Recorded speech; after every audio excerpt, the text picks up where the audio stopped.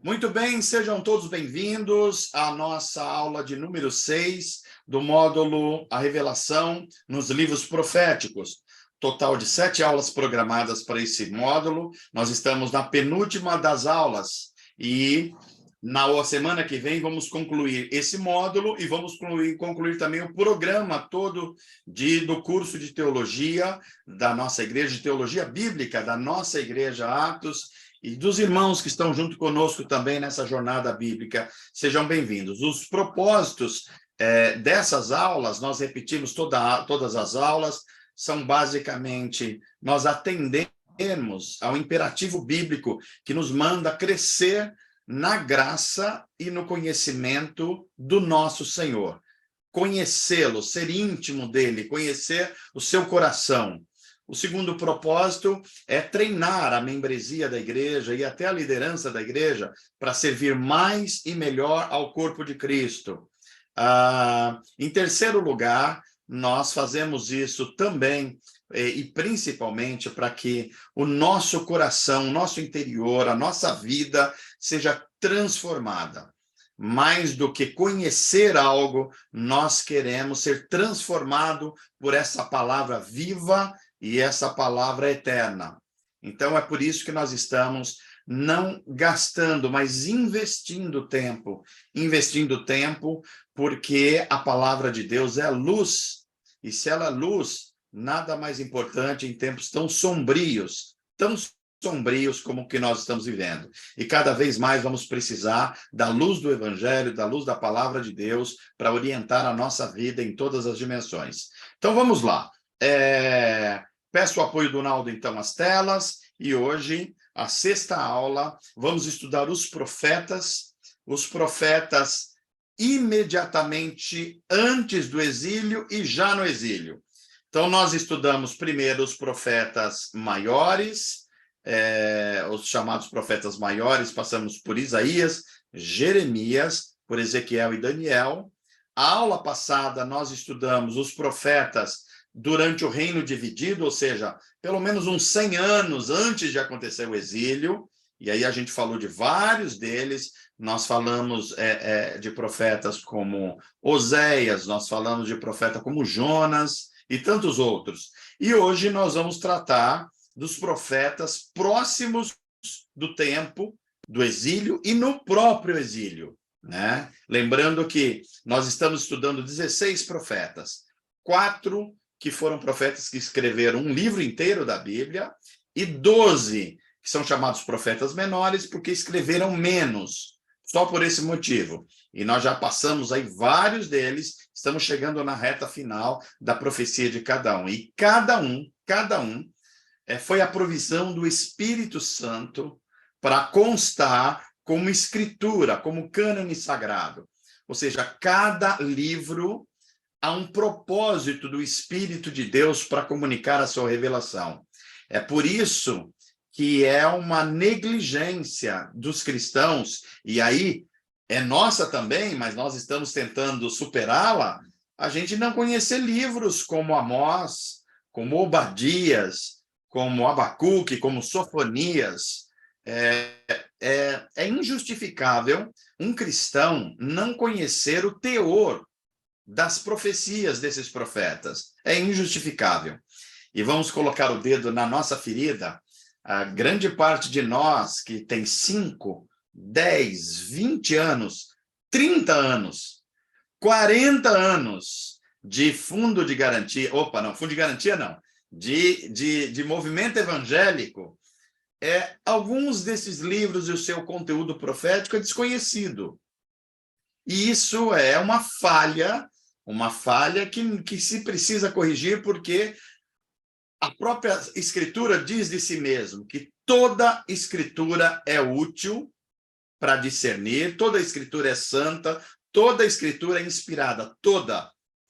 Não é só um livro que a gente gosta mais, é toda ela. Não foi por acaso que o Espírito soprou sobre esses autores de tal forma que formasse o que nós chamamos de cânone sagrado ou escrituras sagradas. É revelação de Deus, e se é revelação de Deus, se somos seguidores de Jesus, nós devemos amar, nós precisamos nos aprofundar nesse rio da revelação de Deus. Vamos adiante, então. Então, ok, vamos colocar aí essa próxima tela e lembra a gente o que nós estamos estudando, olha. O período dos profetas na Bíblia ele vai de Moisés até Malaquias. Mas quando nós falamos de profetas não escritores, necessariamente, aí inclui-se Elias e Eliseu também, antes deles Samuel, né? Samuel, Natã e Gade, que profetizaram principalmente nos reinados de Saul e Davi. E depois Elias e Eliseu, já durante o reino dividido, depois dos 3 grandes reis do Reino Unido, então Elias e Eliseu, e aí começa o tempo dos profetas escritores. Nós já estudamos Amós, Oséias, Jonas, Miqueias, Isaías, e hoje é o dia da gente estudar Naum, Sofonias, Abacuque e Obadias, porque Jeremias, Daniel e Ezequiel nós já estudamos como profetas maiores. E a última aula nós vamos estudar os profetas pós-exílio, que é o caso de Ageu, Zacarias e Malaquias. Então, esse é o quadro dos livros proféticos, tá ok? Vamos adiante. Então, um brevíssimo resumo desses profetas que acabei de citar agora, 7 profetas, dos quais 3 nós já estudamos. Então, o primeiro deles da aula de hoje é Naum, o profeta Naum, um profeta de Judá, portanto, do Reino do Sul. Naum profetiza quando Judá está sob uma opressão terrível do império da época, a Assíria. Vamos lembrar desses impérios para a gente localizar bem a profecia bíblica.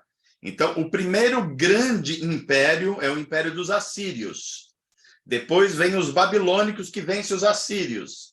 Depois vai vir os persas, que vencem os babilônicos. Depois virão os gregos, que vencem os persas. E, finalmente, os romanos, que vencem os gregos. Então, são esses grandes impérios na Bíblia. Vamos lembrar de novo, olha.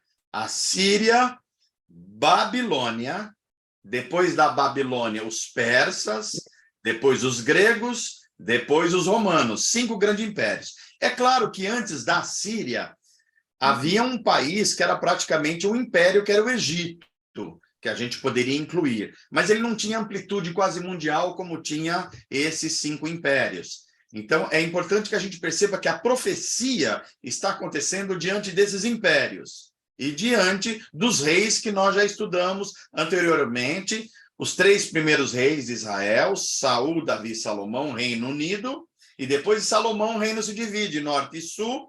Norte é chamado de Israel, capital Samaria, sul chamado de Judá, capital Jerusalém. O norte vai para o exílio no século 8 a.C., no ano 722, a Síria invade Samaria e destrói tudo, e cerca de 120 anos depois, mais de um século depois, o Reino do Sul também invadido pela Babilônia, a potência da época, e vão para o exílio. Então, o exílio em Israel acontece nesses 2 momentos. Primeiro, o Reino do Norte, no século 8 a.C., e depois o Reino do Sul, no século 6, uma diferença aí de uns 130 anos aproximadamente, ok? Eles perdem a Terra Prometida, eles são expulsos, levados em exílio para a Terra Prometida, ou para a Síria, ou para a Babilônia. Eles perdem o templo, local de adoração, que é destruído pelas potências estrangeiras. Então, o templo de Salomão aí é destruído. Eles só têm agora a lei. Eles só têm a lei, a única coisa. Eles tinham a terra, eles tinham o templo e tinha a lei. Agora só tem a lei. E agora os profetas estão falando o porquê que isso aconteceria. Israel e Judá não se arrependeram, o porquê que estava acontecendo, mas como Deus ia preservar um remanescente, ia fazer esse remanescente um povo segundo o coração de Deus. Esse é o quadro geral dos profetas. Naum faz parte disso. Naum está vivendo sobre quando a Síria, o primeiro desses impérios, está apavorando o mundo. colocou Judá, a nação aí do profeta, sobre opressão, e essa mesma potência síria já tinha destruído, vencido o reino do norte, cuja capital é Samaria. E agora está na iminência de destruir o reino do sul, cuja capital é Jerusalém. Naum está preocupado com a sua nação, que é Judá, que está vivendo uma vida de pecados, de injustiça social, uma vida de violência, de muita adoração a deuses falsos, e adoração falsa. Ele está denunciando o seu próprio país, que é Judá, mas Deus mostra a Naum que a potência maior do mundo na época, a Síria, vai cair. Inclusive a sua capital, que é uma capital famosa, que é Nínive. Esse é Naum. Depois nós vamos ver Sofonias. Sofonias também é profeta em Judá. Sofonias está profetizando durante o reinado do rei Josias, um dos melhores reis de Israel. Basicamente, Israel só teve 2 reis bons, Josias e Ezequias, né? O resto, tudo foi problemático, tanto no Reino do Sul quanto no Reino do Norte. Então, Sofonias, ele profetiza quando o poder assírio está no auge, a potência assíria está apavorando o mundo. Depois nós vamos ver Abacuque. Esse um pouco mais conhecido, digamos assim, do grande público. Profeta em Judá também. Eles também estão vivendo sobre a opressão da Síria. Só que a Síria, na época de Abacuque, já está um pouco sem a força total que ela tinha na época de Naum e Sofonias. E quem está em ascensão? Os babilônicos, que vão depois vencer a Síria e se tornar o império e a potência da época. Nós já vimos Daniel, da elite da corte em Judá, é um profeta que é exilado, levado para a Babilônia, na primeira leva dos judeus. Também já vimos Jeremias, que é profeta em Judá, e ele praticamente profetiza na Jerusalém devastada pelos babilônicos, quando está acontecendo o exílio. E Jeremias não vai para o exílio, ele fica na Jerusalém destruída, junto com alguns exilados, e conta a calamidade que se torna Jerusalém depois da invasão dos babilônicos. Ezequiel, o outro profeta, que faz parte desse grupo, ele é profeta antes do exílio e também durante o exílio. Só que ele é levado para o exílio. Ele vai para a Babilônia e mora na Babilônia e profetiza a partir de lá. Ele foi portador de visões assim, bastante, digamos assim, fora da curva, escatológicas, que denunciava não só o que estava acontecendo na sua época, mas o que ia acontecer no fim das eras. E aí tem Obadias, que é talvez um dos mais desconhecidos desses profetas. Ele é profeta em Judá também. Só que Obadias, a sua profecia é direcionada a um país vizinho de Israel. E há uma razão para isso. O país se chama Edom. Edom é um país formado por pessoas, por descendências de Esaú. Aquele Esaú de Jacó, que nasceu do patriarca. Então, esse país é formado por descendentes de Esaú. E é interessante como a relação de Jacó e Esaú conflituosa vai se dar também entre 2 nações formadas. Por exemplo, Israel formada a partir de Jacó e Edom formada a partir de Esaú. Assim como eles eram conflituosos entre irmãos, vão ser conflituosos também entre nação. E Obadias vai profetizar contra Edom, porque os pecados de Edom também são grandes. E aí são esse grupo de profetas que nós vamos estudar. Vamos lá, então, ao próximo.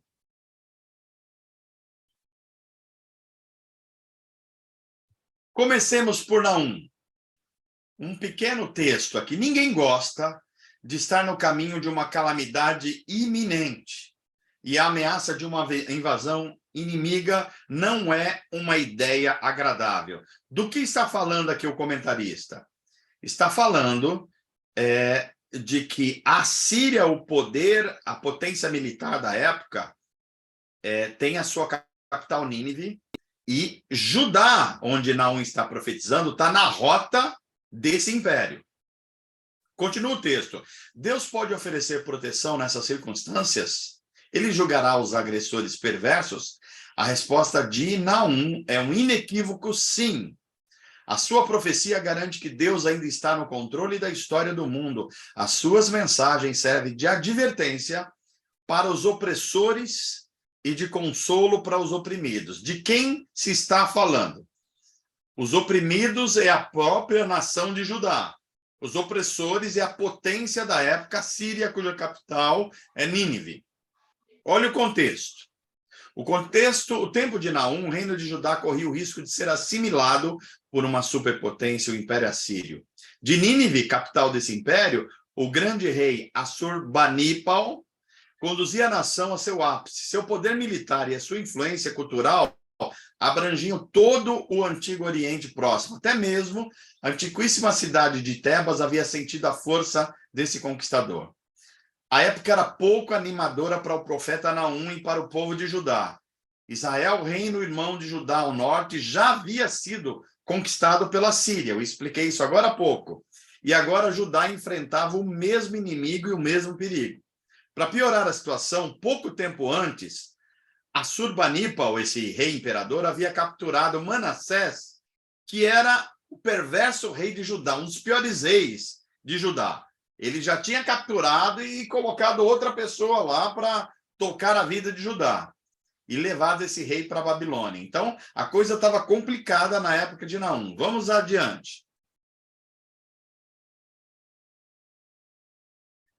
Uma das grandes questões em Naum é como é que Deus aplica a sua justiça. Vamos nos lembrar aqui que Naum está profetizando para a mesma cidade e para o mesmo povo que Jonatas profetizou alguns anos antes.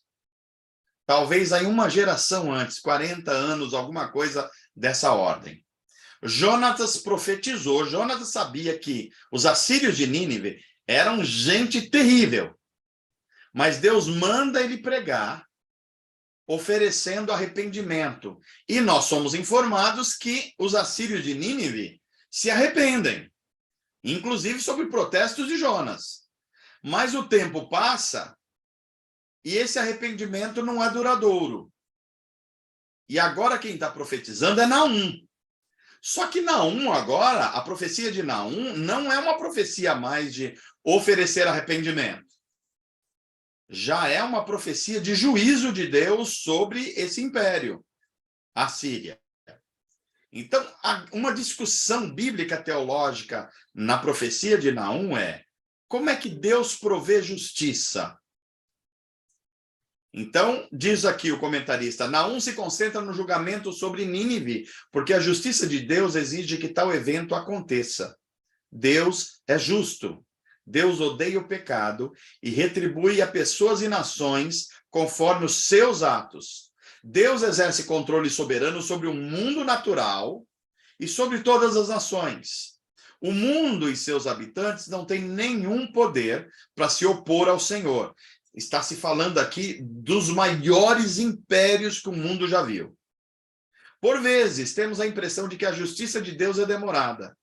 Se ele parece adiar o julgamento, é porque trata as pessoas com paciência e misericórdia. A pergunta que se faz é: por que Deus não julgou logo a Síria e Nínive na época de Jonas? A resposta de Naum é: porque Deus é cheio de misericórdia e dá às pessoas tempo para arrependimento.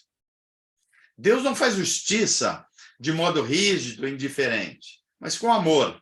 E procura trazer para um relacionamento de família aqueles que só merecem julgamento. De acordo com as boas notícias de Naum, um dia, todos que confiam em Deus desfrutarão a paz e o bem-estar resultantes da derrota definitiva do mal. O cumprimento final dessa profecia começou com a vida, com a morte e ressurreição de Jesus Cristo. Os que creem no Senhor Jesus experimentam as bênçãos da salvação de modo parcial ainda no presente, enquanto espera o julgamento final de Deus sobre o mal e também a vinda de seu reino em toda a sua plenitude.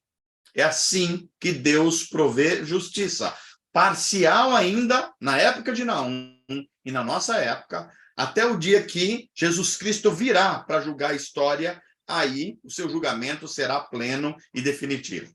Vamos adiante.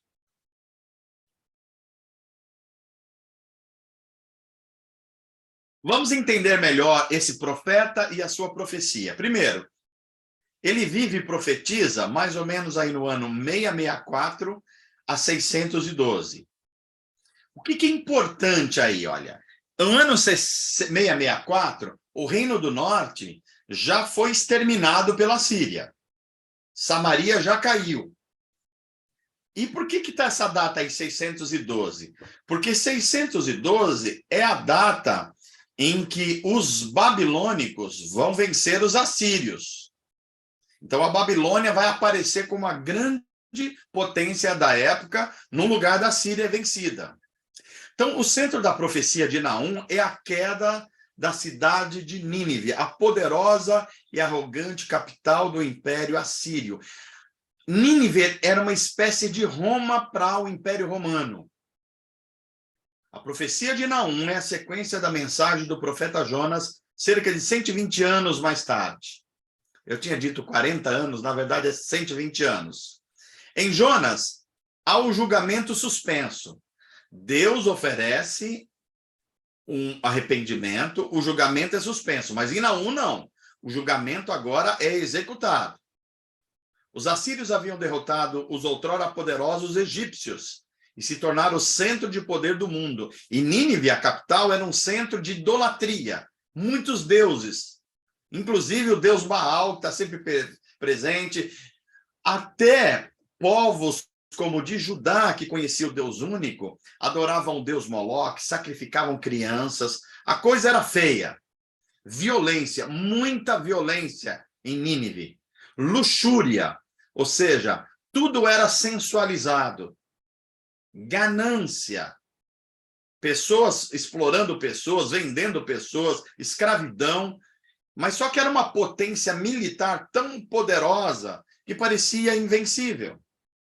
Deus havia usado a Síria, esse poderoso império, como instrumento de correção para Israel. Olha só, Deus se utiliza de uma nação ímpia para corrigir o seu povo.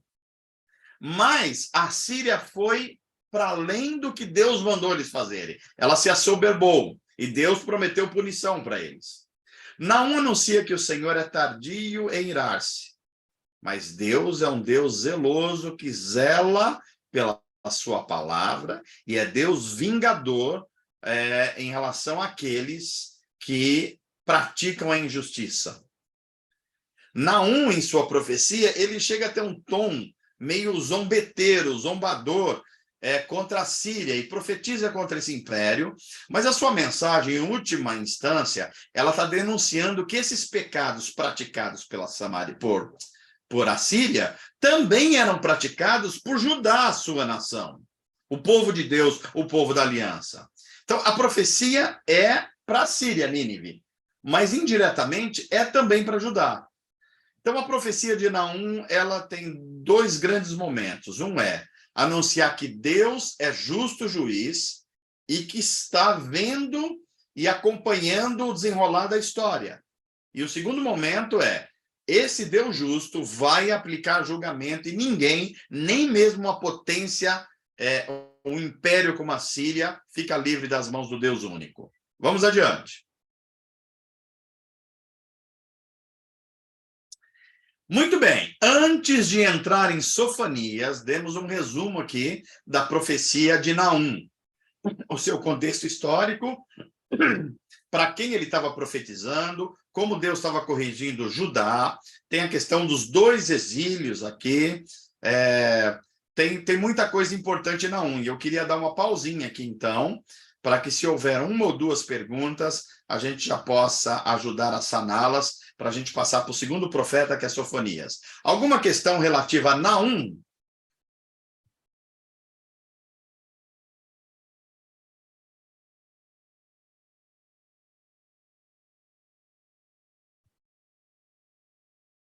Nenhuma? Então tá bom. Se não há, eu vou seguir para o segundo profeta da aula. O primeiro foi Naum, o segundo, Sofonias. Sofonias. Quem é esse profeta? Esse profeta é alguém que é a boca de Deus durante o reinado de um dos mais piedosos reis de Israel, mais precisamente de Judá, que é o rei Josias. Nós cristãos precisamos entender bem que os únicos dois reis bons e justos de todo o reino do sul e do norte são dois, Ezequias e Josias. Ambos promoveram uma reforma na adoração e na religião em Israel. Foram reis corajosos e tementes a Deus, reis davídicos, da linhagem de Davi.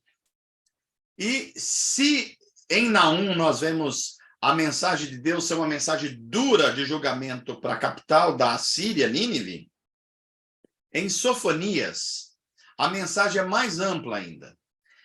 É uma mensagem que Deus vai vir com seu dia de julgamento, que Sofonias chama o terrível dia do Senhor. E esse dia do Senhor vai ser um dia de julgamento contra os soberbos, os idólatras, os orgulhosos, os insensíveis, aqueles que rejeitaram Deus e a sua oferta de arrependimento, não só sobre os impérios, mas todas as nações do mundo, incluindo Judá, o povo da aliança. Então, esse dia terrível do Senhor se aproxima, conforme o profeta Sofonias, dia de sofrimento, dia de angústia, dia de ruína e dia de desolação, bem como de escuridão e trevas. As palavras de Sofonias dão um calafrio na alma. É uma profecia dura. A ira de Deus significará o fim de todas as coisas? É a pergunta que se faz. A profecia de Sofonias retrata o julgamento que está por vir, mas também anuncia a promessa de Deus de que um dia o seu povo fiel desfrutará um mundo de retidão e alegrias eternas. Aqui é importante a gente já começar a observar o caráter duplo da profecia hebraica. Ela fala para o seu tempo histórico, mas de alguma forma ela também aponta para o final da história. É o que a gente chama de escatologia.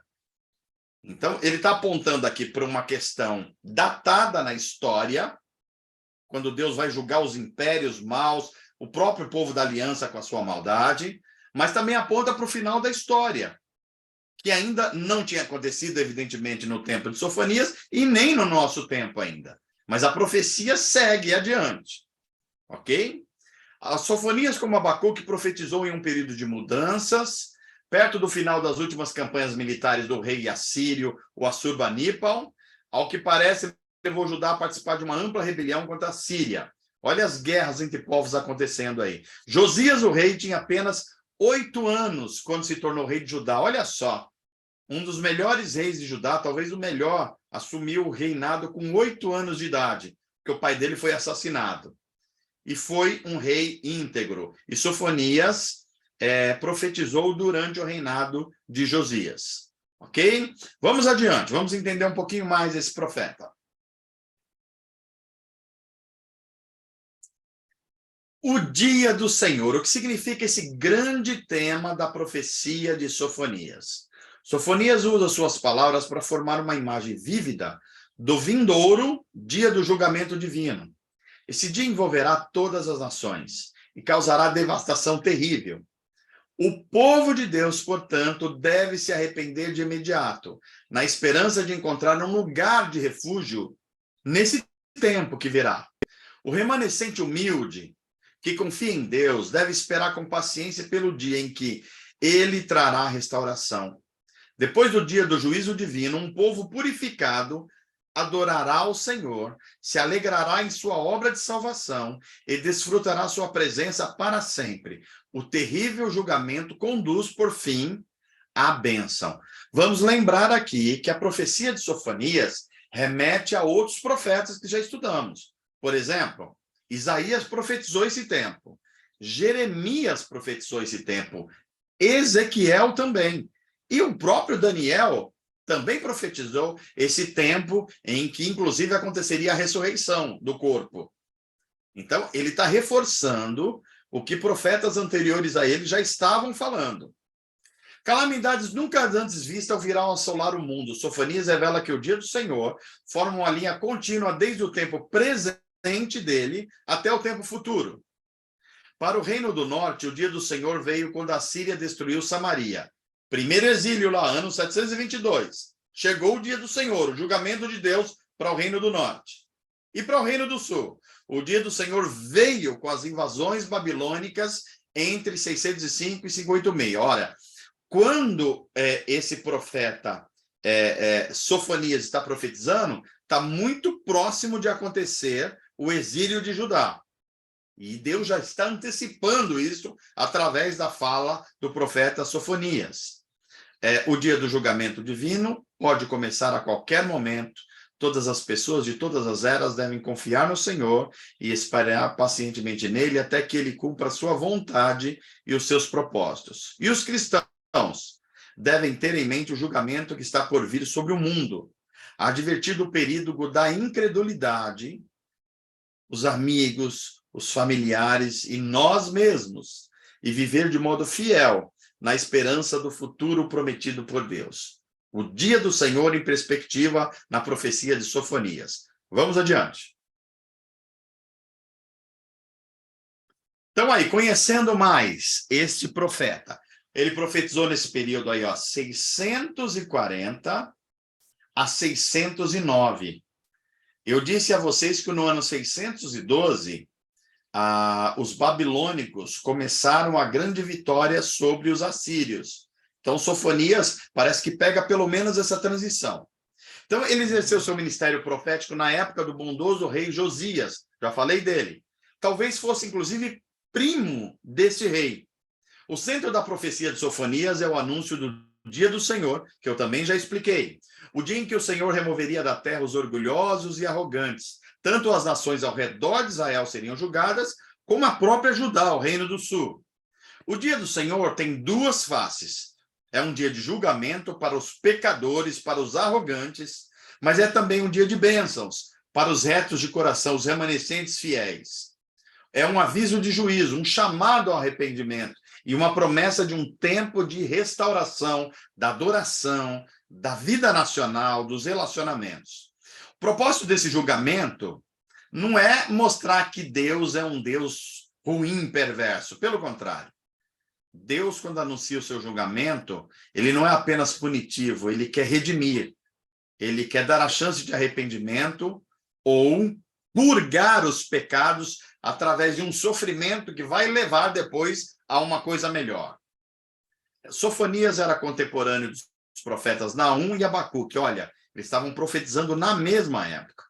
Nenhum outro profeta é apresentado com uma genealogia tão longa como Sofonias. Por exemplo, nós sabemos que o pai de Sofonias é o Amon.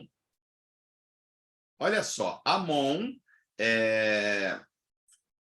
depois ele também viveu sobre o reinado de Manassés e Ezequias. Ou seja, se ele é parente de Josias, ele é parente também desses reis, de alguma forma. Então, imagina só, ele profetizando não só contra o rei, mas contra o seu próprio parente. Ele prega antes da destruição de Jerusalém, que vai acontecer só no ano 587 a.C. A Síria, assim como nos outros profetas, era a potência que controlava Judá na época. Nínive ainda não tinha enfraquecido, Nínive é a Síria, vamos lembrar, não tinha enfraquecido e caído. A sua mensagem, a mensagem de Sofonias, alerta, olha que interessante, que cada geração precisa conhecer o Senhor e reafirmar a sua aliança com Yahvé. Por que ele profetiza isso? Porque na época de Sofonias e do rei Josias, tinha um grupo de pessoas dizendo, imagina que Deus vai trazer juízo sobre nós? Nós somos descendentes de Abraão, nós somos descendentes dos patriarcas, nós somos descendentes, inclusive, do rei Davi. Deus vai aplicar juízo sobre as outras nações, mas nós somos crentes, nós somos evangélicos, nós somos gospel, nós somos de Deus. Não vai acontecer nada de mal para a gente. E Naum está dizendo assim, olha, o fato de Abraão ter andado com Deus não garante que vocês estão andando com Deus. E Deus vai aplicar juízo porque vocês estão vivendo como perversos, não como filhos de Abraão ou descendentes de Davi. É a mensagem de Sofonias. Vamos adiante. Muito bem, concluímos aqui uma breve exposição do segundo profeta, o primeiro Naum, o segundo Sofonias. Alguém quer fazer alguma observação ou alguma pergunta sobre a profecia ou a vida desse profeta chamado Sofonias?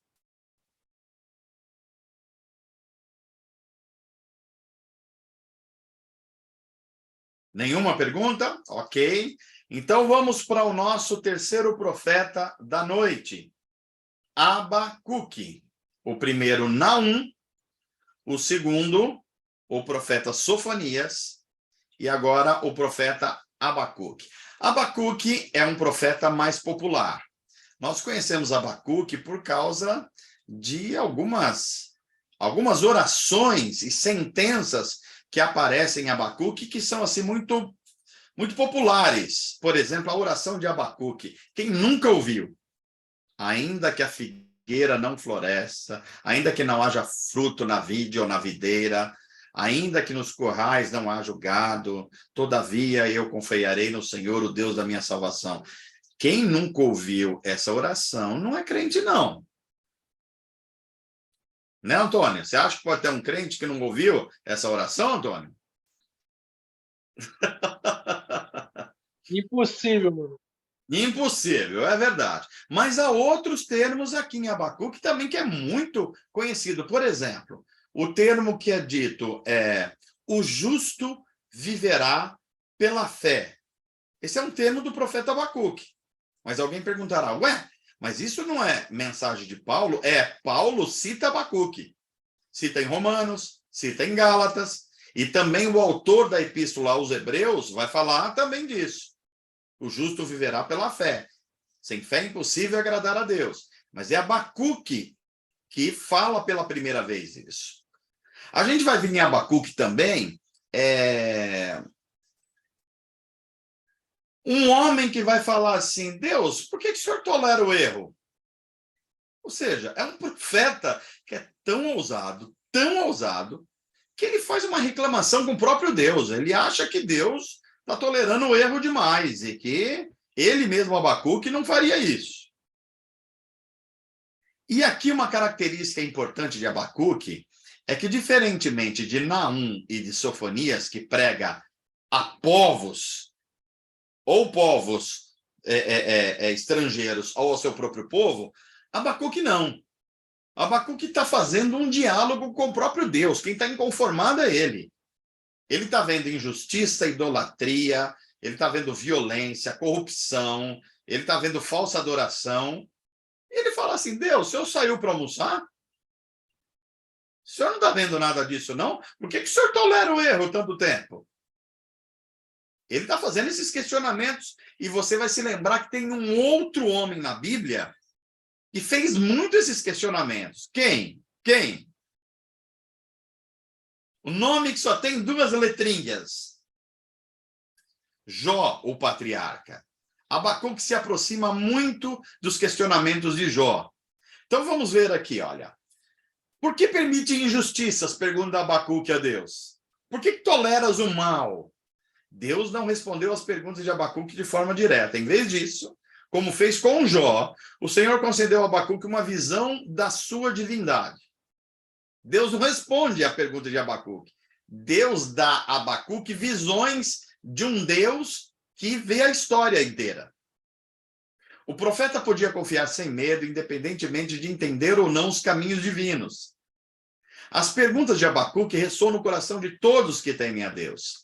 Abacuque não oferece respostas fáceis para o problema do mal, nem Jó também. Em vez disso, dá motivos sólidos para exercitar a fé no Deus soberano, santo e justo, que no final fará justiça no mundo. O justo viverá pela sua fé. Repete Abacuque, repetirá Paulo depois. No tempo de Abacuque, Judá estava sob o poder da Síria há muitos anos. O Império Assírio tinha anexado a maior parte do Oriente Próximo, desde a Mesopotâmia, lá no norte, até o Egito no sul. Na época de Abacuque, a Síria dava sinais de alguma fraqueza que posteriormente levaria à sua destruição e ascenderia uma nova potência, a Babilônia. Depois de encerrar campanhas militares em meados de 640, o rei da Síria voltou sua atenção para as atividades literárias e artísticas. Aí a Síria ficou meio bambaleando. Com a morte desse rei, os assírios se viram diante de uma nova potência, a Babilônia, com o rei Nabopolassar, que é o pai do rei Nabucodonosor. Ok?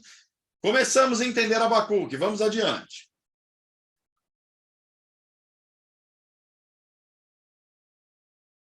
Olha só, a profecia de Abacuque, como eu disse, é uma profecia não dirigida ao povo diretamente, mas é uma conversa íntima com Deus e uma conversa, digamos assim, no mínimo ousada. Abacuque está perplexo. Por que ele está vendo tanta corrupção, violência, idolatria, tanta coisa errada no seu país, Judá? E ele acha que Deus não está vendo e que Deus está deixando passar. Ele está perplexo diante disso. E ele vai conversar com Deus. E vai reclamar dessas coisas. Então vamos entender aqui, ó, a perplexidade humana e o propósito divino. Abacuque tinha um relacionamento extremamente honesto com Deus. Ele tinha liberdade de apresentar as suas preocupações sinceras ao Senhor, que não repreendia por fazê-lo. Veja, pessoas que têm um coração sincero diante de Deus, Deus não tem nenhum problema em que as pessoas façam questionamentos com ele. Deus não tem problema com isso. Do ponto de vista do profeta, Deus parecia inerte diante da violência e da injustiça social que assolavam Judá. Então o Senhor revelou que ia tomar providências. O problema é que Deus anuncia para Abacuque que providências que ele vai tomar, e Abacuque fica mais perplexo ainda. Se ele já estava perplexo, ele fica perplexo. Ele pergunta, Deus, como que o Senhor vai resolver isso? Aí Deus fala assim, eu já tenho tudo acertado. Eu vou mandar para corrigir isso a perversa Babilônia. Aí o Abacuque quase cai para trás da cadeira. Essa declaração deixou Abacuque perplexo, mas diante da garantia de que a justiça seria feita e diante de uma visão da glória divina, o profeta experimentou uma fé tranquila, que lhe permitiu louvar a Deus. A jornada espiritual de Abacuque é semelhante à da maioria de nós cristãos. Quando passamos por um momento de desânimo e dúvida, precisamos nos achegar ao Senhor e compartilhar com Ele as nossas inquietações. Como Abacuque, nós precisamos buscar a palavra de Deus para entrever, mais uma vez, quem o Senhor é e como Ele age. Assim veremos renovada a nossa confiança no único Deus verdadeiro. Abacuque 2 nos lembra que o Senhor não é um Deus ausente. Ele opera de modo soberano em tudo o que acontece, a fim de que todas as coisas contribuam para os seus propósitos. O Senhor é um Deus santo e misericordioso, que age na história humana e age para redimir o seu povo, de modo que, por fim, todos vejam a glória de Deus. Vamos adiante. Quando é que Abacuque profetiza? Ano 620 até mais ou menos 612. Por que é importante esse ano 612? É quando há mudança de império. Os babilônicos vencem os assírios. Então, o centro da profecia de Abacuque é uma conversa do profeta com o próprio Deus sobre as injustiças do mundo. No tempo de Abacuque, Judá estava sob o poder da Síria. Havia vários anos. Provável que Abacuque tenha profetizado durante o reinado do rei Jeoaquim em Judá. Era um rei da linhagem de Davi. Provavelmente era levita. Olha só que interessante. Teve profeta que era sacerdote. Nós vimos o caso de Oséias e Jeremias. Esse caso aqui é um profeta que é levita. Ele servia no templo. E os estudiosos dizem que provavelmente Abacuque era um músico, e um músico de extrema qualidade. E não só músico, ele parece que era poeta também. Um levita, poeta, músico, profeta. Esse era Abacuque. A conhecida oração de Abacuque, que nós falamos aqui, ainda que a figueira não floresça, ou a famosa declaração, o justo viverá pela sua fé, ou ainda, Deus, por que toleras o erro? Violência, corrupção, idolatria são denunciadas por Abacuque a um Deus que, na visão humana de Abacuque, parece que está indiferente ao mal que está acontecendo, fora do seu país e dentro do seu país. Abacuque fica perplexo diante da aparência e tolerância de Deus, diante da iniquidade em Judá e outras ações. Ele fica ainda mais perplexo ao saber que Deus utilizará a cruel máquina de guerra da Babilônia para punir o povo da aliança. Muitas das perguntas de Abacuque também são as perguntas de Jó, o patriarca a Deus. Quem está em crise aqui? Não é o povo necessariamente, porque o povo está cego e pecando. Quem está em crise é o profeta, o poeta. Ele está perguntando a Deus por que Deus não interfere. Abacuque antecipa a queda de Judá. Ele diz que Judá vai cair por causa do seu pecado e que quem vai fazer isso é a Babilônia, porque Deus o avisa antes. Mas ele diz que a própria Babilônia também vai cair como reinado. Por quê? Porque ela se ensoberbece contra o Deus único. Ao final do livro, esse Abacuque cheio de perguntas, dúvidas, é uma pessoa transformada, confiante, que diz assim: ainda que a figueira não floresça, ainda que não haja gado nos currais, ainda que a natureza não entregue o que dela se espera, todavia eu confiarei no Senhor, o Deus da minha salvação. É diante desse caos que ele faz essa oração. Esse é Abacuque. Vamos adiante.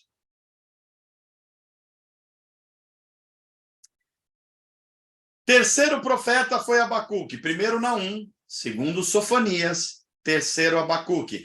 Alguma pergunta, comentário, sugestão, questão sobre Abacuque, esse profeta, e a sua profecia, Abacuque, profeta em Judá?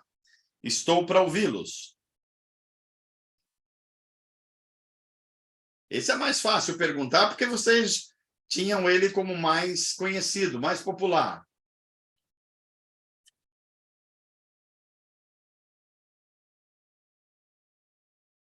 Nenhuma questão? Então, vamos seguir adiante para o nosso quarto profeta da aula. Primeiro, Naum. Segundo, Sofonias. Terceiro, Abacuque. E agora, o profeta Obadias, um dos mais desconhecidos dos cristãos. Obadias. Obadias é um profeta, digamos assim, singular. E por quê? Porque a profecia dele, assim como a de Jonas, é dirigido, e como Naum também, por assim dizer, é dirigido a um país estrangeiro e não à sua própria nação.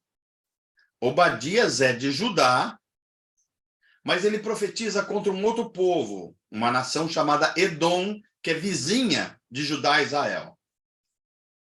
A profecia dele é contra Edom. Edom era um país vizinho, que estava sobre uma cadeia geográfica de montanhas, portanto, difícil de ser atacado. E por isso eles se gabavam um pouco disso. E era inimigo de Israel, histórico. Então vamos entender Obadias. Por acaso sou responsável por meu irmão? Essa pergunta feita lá em Gênesis, entre Caim e Abel. Essa pergunta, quando o Senhor quis saber de Abel, seu irmão desaparecido, tornou-se uma metáfora para o ato do ser humano se esquivar da sua responsabilidade. Na verdade, Caim havia assassinado seu irmão, até mesmo o ato de permanecer indiferente enquanto pessoas inocentes são oprimidas é envolver-se com o crime. Aqui uma denúncia, olha. Aquele que cala diante da injustiça passa a ser cúmplice da injustiça. Edom, vizinho e parente de Judá, assistiu com prazer, olha só, a destruição de Jerusalém pelos babilônicos. Inclusive participou dela. Agora o profeta Obadias responsabiliza esse país, Edom, por seus atos. Injustiças como essa são sempre seguidas da retribuição de Deus. Obadias é uma profecia contra Edom, o povo que descendia de Esaú. Olha que interessante, irmão de Jacó.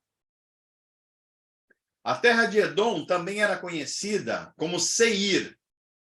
Edom existiu ao longo de quase toda a monarquia de Israel, ou seja, que começa lá com o rei Saul e vai até a destruição de Jerusalém. Edom reapareceu no sul da Judéia, olha, sul da Judéia, com o nome grego Idumeia. Idumeia. Idumeia é o nome, então, de um país. Se chamava Edom primeiro, depois passa a se chamar Idumeia. E por que isso é importante no Novo Testamento? Porque tem um cidadão no Novo Testamento muito conhecido, que é um cidadão idumeu, que é o Herodes o Grande, aquele que, inclusive, tentou matar Jesus quando criança. Olha só.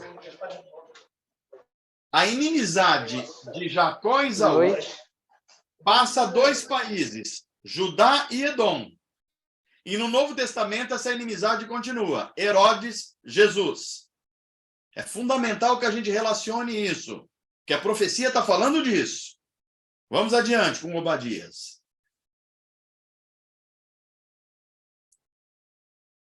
O centro da profecia de Obadias é a destruição da nação Edom e a justificação, a restauração, a redenção da nação de Judá. Sua profecia ocorre logo após Jerusalém ser destruída. Portanto, agora, Jerusalém já está no caos. Os cidadãos de Edom olham para os judeus de Judá e dizem assim, bem feito. Vocês são nossos inimigos mesmo, eu quero que vocês se explodam. Deus está trazendo julgamento sobre vocês. É isso que Edom está fazendo. A sua profecia, a de Obadias, também revela a justiça retributiva de Deus contra Edom. Aí Deus usa a boca de Obadias e fala assim, fala para aquele povo lá, que assim como eu julguei Judá, o meu povo, eu vou julgá-los. Judá e Edom estavam quase que permanentemente em guerra. Eram nações hostis entre si. Os edomitas festejaram Judá ser esmagada pela Babilônia. E Obadias diz que o dia de Edom chegará em breve. O paralelo entre Esaú e Jacó, e Judá e Edom é claro. Herodes, o idumeu, ou seja, o edomita, era natural de Edom, e Jesus era natural da Judéia, era judeu. Então veja aí a tensão que existe. Mas o centro aqui da profecia de Obadias é Deus não deixa a injustiça sem punição. E Deus não tolera, inclusive, quando um país como Edom não só se alegra com o caos em Judá, como olha só o que esse país fazia, gente. Quando a Babilônia atacou Jerusalém e acabou com Jerusalém, eles bateram palmas, porque consideravam Judá os seus inimigos. Sem lembrar que depois a Babilônia viria contra eles mesmos, os edomitas. Mas mais do que isso, quando as pessoas tentavam fugir de Jerusalém, como Edom estava próxima, eles capturavam os judeus. E aí faziam duas coisas. Ou matavam os judeus, ou capturavam e entregavam para Nabucodonosor de novo. Olha que gente boa. E foi contra isso que Obadias se insurgiu com a sua profecia, amando de Deus, e disse, Edom, a sua hora vai chegar. E chegou. Na história se vê Edom sendo arrasada depois nas guerras seguintes. Então, olha só como Deus não está preocupado apenas com o povo da aliança Israel, mas com todas as nações. Deus é soberano sobre todas as nações. Deus levanta países e nações e destrói países e nações. Deus coloca reis no trono e no governo, e Deus tira reis do trono e do governo. Portanto, os cristãos precisam ler a história a partir da visão de Deus, e não das ideologias, não de quem a gente acha ou que não acha. É a partir da profecia bíblica. Senão a decepção, o erro vai ser completo. Quem diria que Deus diria para Edom, olha só, vocês estão rindo agora, mas eu vou julgar vocês. Quem diria na época de Naum que uma potência como a Síria, que dominava o mundo inteiro, ia cair? Só os profetas. porque eles tinham a visão de Deus da história. E os cristãos são chamados a ter a visão de Deus da história. Mas é o Deus único verdadeiro. Não é deuses falsos, não é profecias falsas, que não batem com as escrituras. É a palavra de Deus revelada pelos profetas e pelos apóstolos. É a iluminação da vida para ler a história. Sem isso, é decepção atrás de decepção. Vamos adiante. Muito bem. Nós falamos de 4 profetas: Naum, Sofonias, Abacuque e Obadias. Teríamos 3 para falar, mas como nós já tratamos como profetas maiores, que é o caso de Jeremias, é o caso de Ezequiel e é o caso de Daniel, que também foi profetas próximo do exílio e no exílio, então a gente considera que os 7 profetas foram abordados aqui. Profetas que viveram um pouquinho antes do exílio e no exílio. Então, vimos os profetas primeiro que viveram no começo do reino dividido, um pouco longe do exílio. Agora vimos os profetas que viveram perto do exílio e no próprio exílio. Próxima aula, veremos os profetas que viveram no retorno a Jerusalém, portanto, pós-exílio. Então, a gente conclui aqui a exposição desta aula e agora nós abrimos para uma interação, perguntas, sugestões, questões, reflexões a respeito das profecias que vemos, dos profetas e como relacionar essas profecias ao tempo que vivemos de hoje e o tempo futuro. Naldo, retorno a palavra a você. Maravilha, maravilha, pessoal. Vamos lá. Esse é o momento de fazer perguntas, algum comentário. Fique à vontade. O microfone está aberto. Pode fazer pelo chat ou pelo nosso grupo que temos também, tá bom? Fique à vontade. Boa noite, posso fazer uma pergunta? Vamos lá, Ney. Boa noite, paz, meu irmão.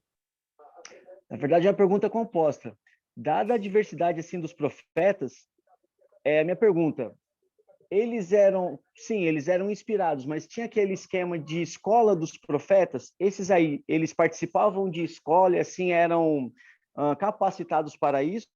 E a outra pergunta é, eles mesmos que escreviam e eles proclamavam isso, essa mensagem, tipo numa praça? Como que funcionava essa divulgação? Vamos lá, Ney. A primeira parte da sua questão é: a maioria desses profetas, eles participavam de escolas de profetas, ou porque eles já vinham de famílias de profetas, ou porque havia escolas de profetas à época. Por exemplo, Eliseu, ele era mestre de uma escola de profetas. Então, a grande maioria deles era, assim, dessa linhagem da escola de profetas. À exceção de alguns deles. Por exemplo, um caso a ser notado é o caso de Amós. Amós claramente não é da escola de profetas, é um leigo. Inclusive, ele é meio que mal visto pelos profetas da corte. Inclusive, ele é hostilizado tanto pelos profetas quanto pelos reis, porque ele é um profeta leigo. Mas a maioria dos outros são da escola de profetas. Segundo, a escrita deles. A grande característica de Isaías até Malaquias é que nós estamos falando de profetas que são também escritores, são poetas. Então, eles proferem a palavra e eles escrevem. Isso não quer dizer que necessariamente todo o texto da profecia foi escrito exatamente por eles, enquanto eles profetizavam. Isso pode ser escrito um pouco depois deles terem profetizado. Em alguns casos, claramente, parte, pelo menos, da profecia escrita foi feito por assistentes desses profetas. Caso de Jeremias. Jeremias tinha um cara chamado... ai, meu Deus, como que é o nome dele? É o nome do cantor lá que a gente canta a música dele, me fugiu o nome agora. Eu vou lembrar daqui a pouco. Mas tinha um assistente que era quem escrevia a profecia. E tinha outros casos também. Então, Está falando de Baruque, pastor. Baruque, exatamente. Baruque era o assistente do profeta Jeremias. Então, ele escreveu parte das reflexões de Jeremias como profecia. Então, veja se respondi a sua questão, Ney. Sim, agora só a parte da divulgação. Esses caras se colocavam numa praça, reuniam o povo. Como que eles faziam? Falava para a fofoqueira? Na maioria das vezes, não. Na maioria das vezes, esses profetas eram hostilizados. Eles não tinham espaço nas cortes e nem mesmo espaço populares. Alguns deles eram considerados até meio malucos. Até porque Deus fazia eles representarem de forma dramática a sua palavra. Vamos lembrar, Isaías andou nu sobre Jerusalém 3 anos de descalço. Jeremias tinha uns negócios de ele amarrar um cinto e depois jogar perto do rio e apodrecer. E as pessoas achavam que ele era meio maluco também. Ezequiel tinha visões de roda de fogo girando, vales de ossos secos. Ou seja, não eram pessoas populares. Eles não tinham grande audiência. Alguns deles nem tinham audiência. Então, esses profetas não eram, usando a linguagem de hoje, mainstream. Não eram. E alguns deles, inclusive, Deus manda profetizar e não tem ninguém ouvindo. Olha só Isaías. Deus fala assim, quem irá? Aí Isaías fala, eis-me aqui. Qual é a mesma mensagem, Senhor? Aí o Senhor fala, você vai pregar uma mensagem que ninguém quer ouvir. Mas por que Deus manda eles pregarem? Porque Deus não é injusto. Ele conhece esses corações, conhece inclusive os corações que não querem se arrepender.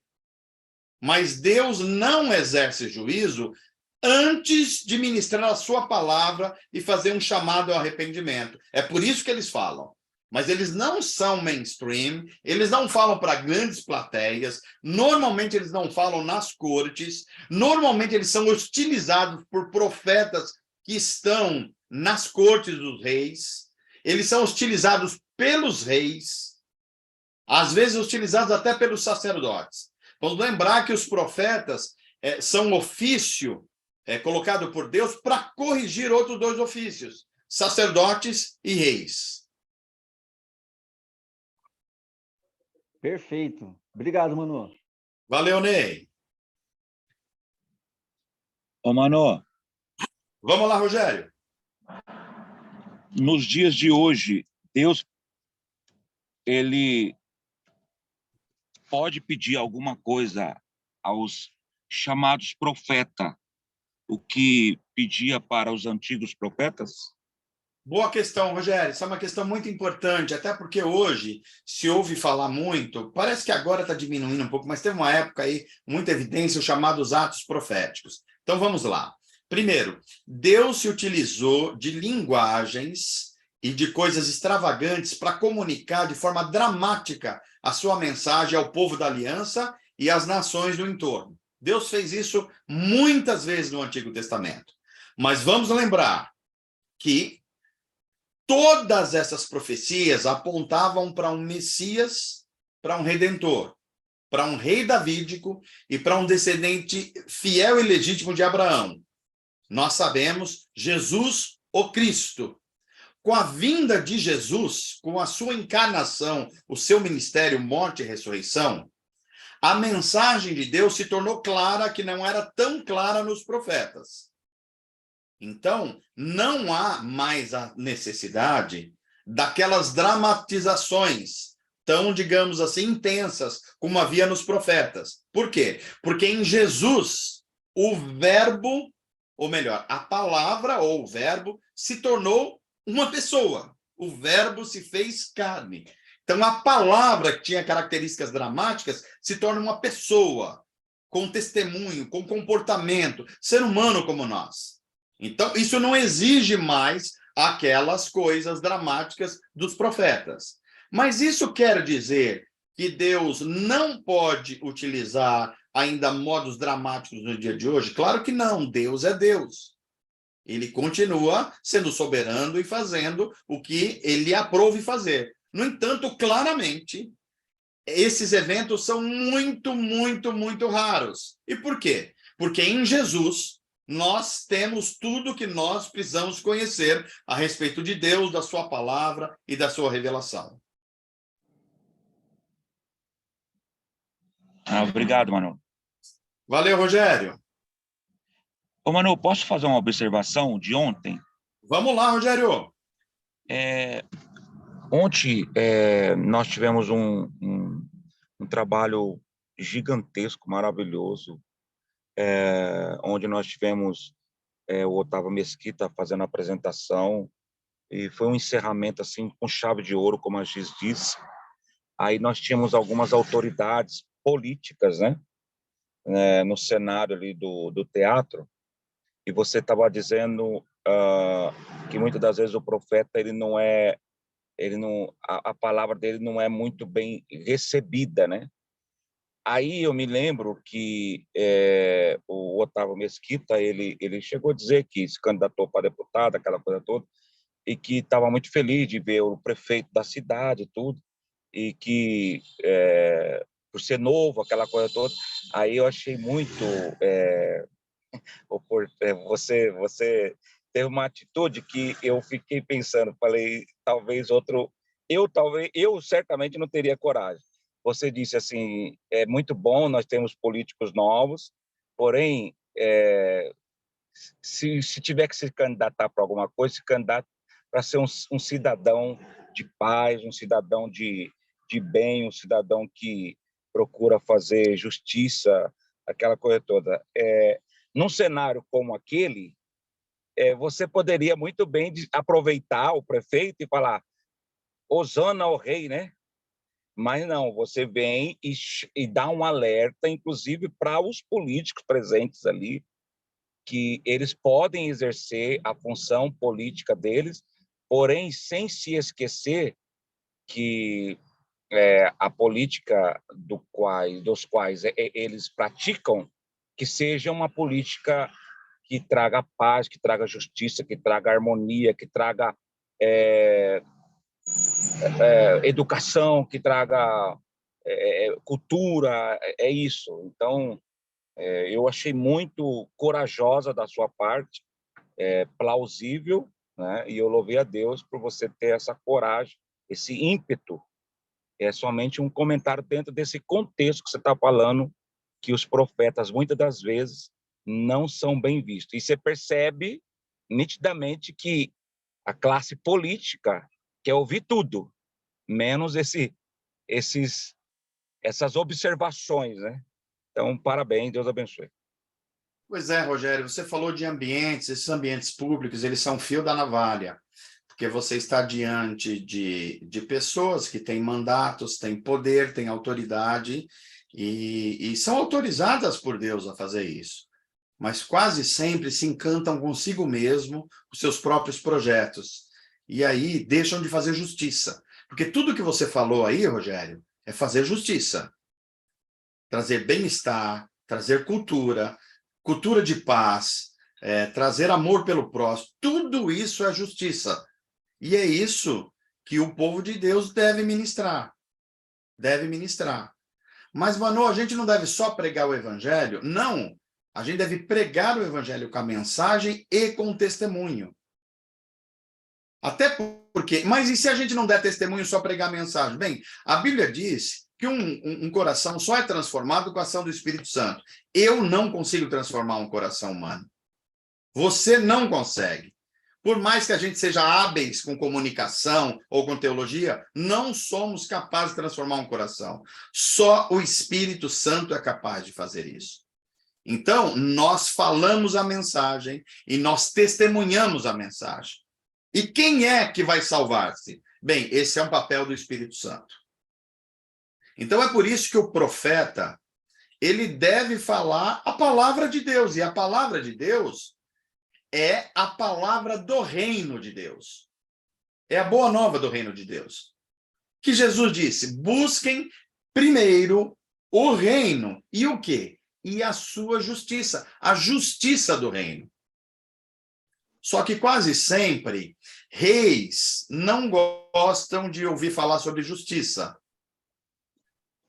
E aí, quase sempre, os profetas não são bem vistos, sobretudo quando eles estão denunciando.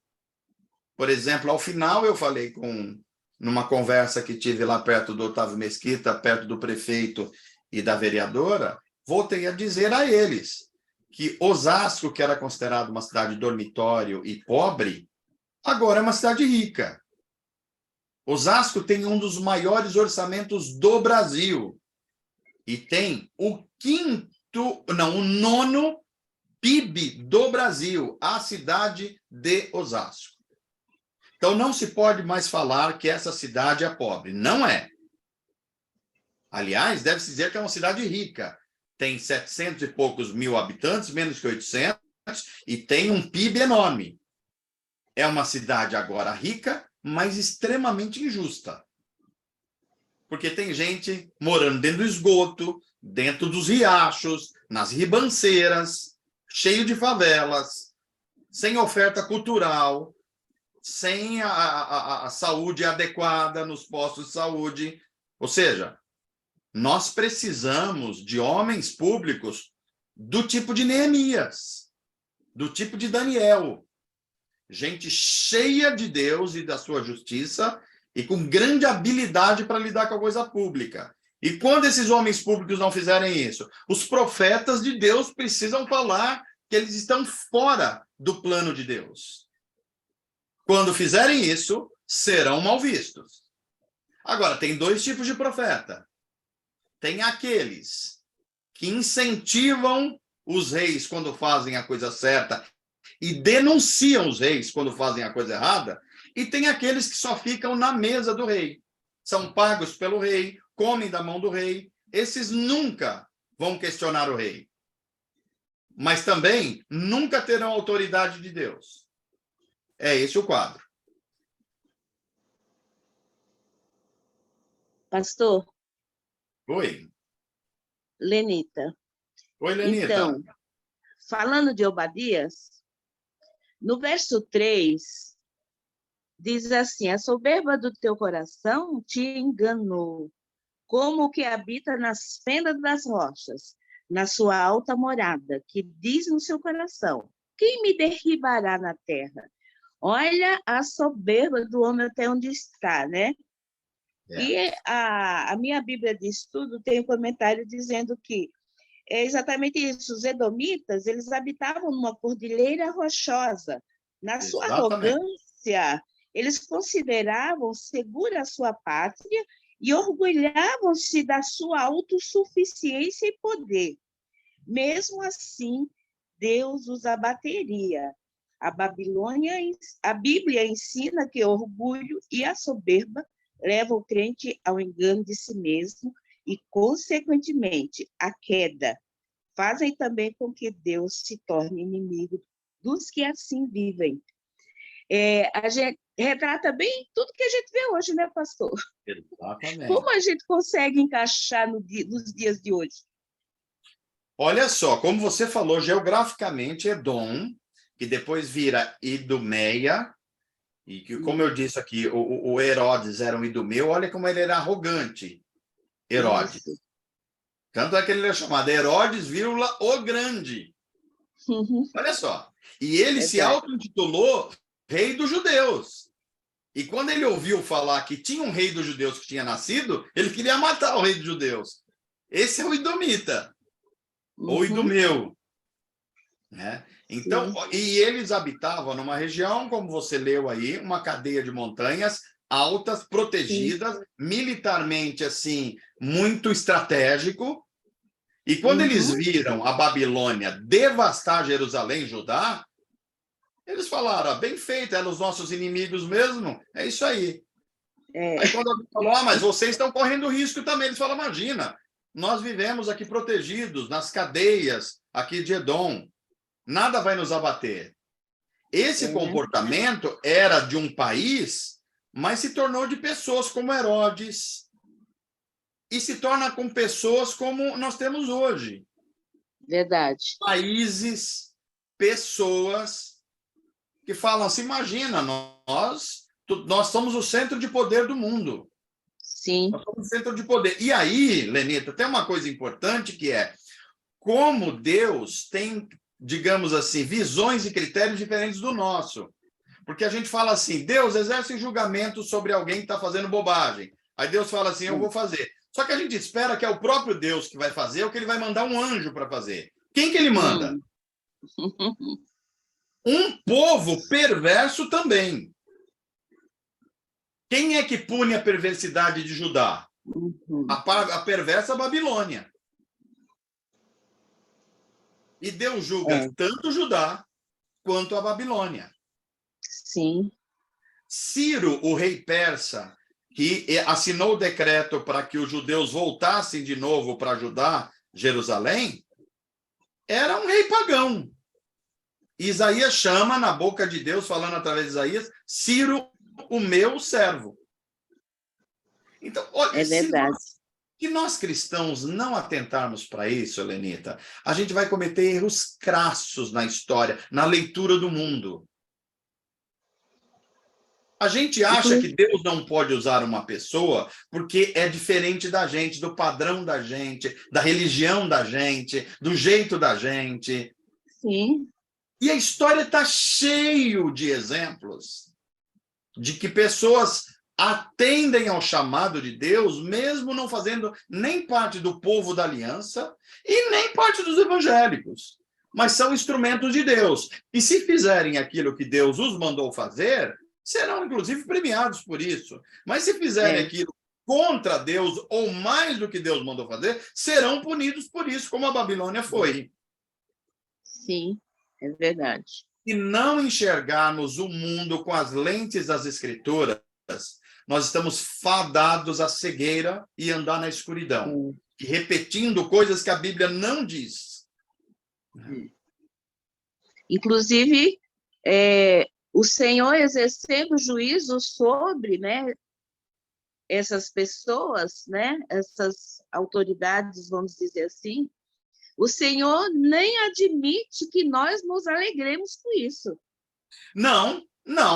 Exatamente, Benita. Vou dar um exemplo aqui, complexo, de uma pessoa maligna, absolutamente maligna. Mas entre a sua malignidade, a sua moralidade terrível, acabou cumprindo um propósito de Deus. Hitler. Mal, 3 vezes mal. Mas veja, os judeus foram dispersos pelo mundo.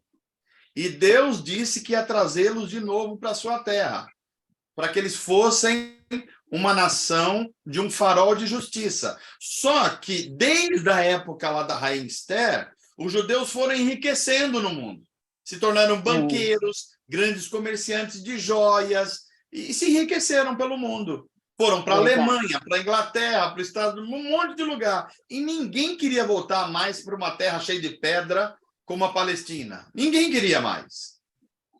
Aí Deus fala, vocês não vão voltar não, é? Eu vou chamar um servo meu chamado Hitler. Entende, Lenita? E alguém vai falar, imagina, então Deus faz esse tipo de coisa. Não. Deus se utiliza, inclusive, da maluquice humana, da maldade humana, para cumprir os seus propósitos. Não é que Deus está mandando ele fazer e aprovando moralmente o que ele vai fazer. Não. Deus usa a inclinação do coração de alguém ou de uma nação que, no fim, ele transforma numa coisa de acordo com a sua soberania e propósito. Entendi. Obrigada, pastor. É maravilhoso isso. Isso é maravilhoso. Amém. Obrigada, pastor. É por isso que quando Abacuque faz as perguntas para Deus, ele responde no final do livro. Ah, Deus, agora eu entendi. Então quer dizer que o justo não vai viver pelo que ele está vendo, pelo que ele está interpretando. Ele vai viver pela fé, né? Aí Deus fala, agora você entendeu, Abacuque. O justo viverá pela fé. Aí quando Abacuque entende isso, aí ele ora como? Ah, bom, ainda que a figueira não floresça, ainda que não haja fruto na vide, ainda que o fruto da oliveira minta, ainda que não haja gado nos currais, todavia, Eu confiarei, Eu me alegrarei. me alegrarei no Senhor. Por quê? Porque eu vi como Deus enxerga a história.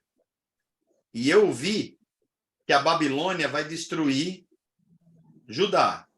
Mas depois Deus vai vingar a Babilônia, porque todas as nações e todos os reis têm que responder ao único rei do universo, o Deus único e verdadeiro.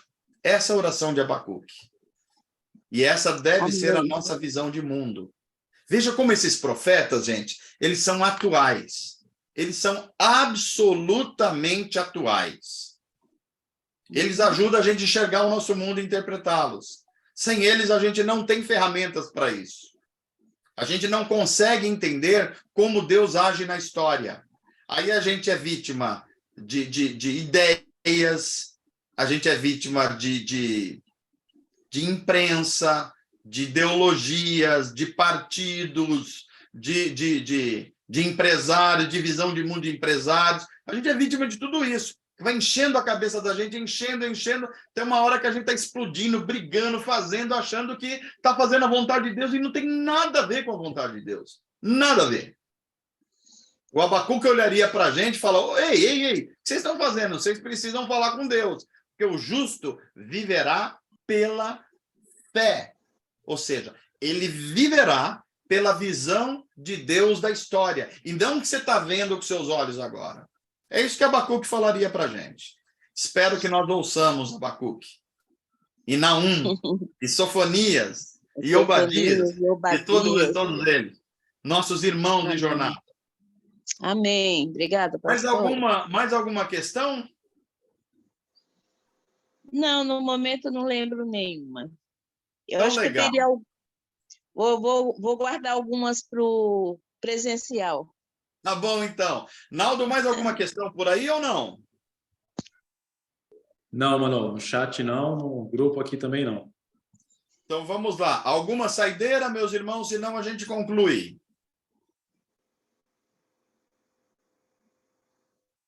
Vocês estão apavorados com Abacuque, não estão, não? E com Obadias? Então, gente, vamos concluir. Então, nós estamos fechando aqui a aula de número 6, e a gente caminha, então, para a próxima semana. Nós vamos fazer a aula conclusiva de número 7. Eu peço, então, para o Naldo fazer uma pausa na gravação.